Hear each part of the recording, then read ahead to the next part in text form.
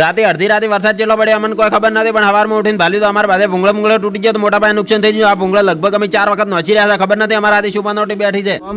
આ વાત છે તારીખ 27 જુલાઈ 2025 ના સવારમાં લગભગ 10 વાગે મુન હારકડી પર રવાના થઈ ગયા. આજ માતા ચમકે મીટિંગ રાખેલી હતી. ગાવગાજ માતા મંદિર પહોંચ્યા અને જે ભાલ્યું ગોળ મહારાજ આગળ જતા બધા ટીલા કરતા અમે પછી ગાવગાજ માતાના દર્શન કરીને હશે તમે કરો બરાબર. દર્શન કરીને મીટિંગ ચાલુ કરીને હશે બધા ભાઈઓ વાતો કરતા કે આપણે શું સામાન લેવાનું, શું માલ સામાન ના લેવાનું. આ મીટિંગ પાછી મારવાડાથી કડા જવા માટે નીતિ સદી માતા લગભગ 11 વાગ્યા હતા. મીટિંગે પટવા હતી અમારે ઘેર હાડું તો પણ મેઘો રાજા આવી ગયા એટલે હવે લાગતું નતું કે ઘેર જવા મળે, પણ થોડી વાર મેઘો રહી જાય અમે રવાના થઈ ગયા ઘર હારું.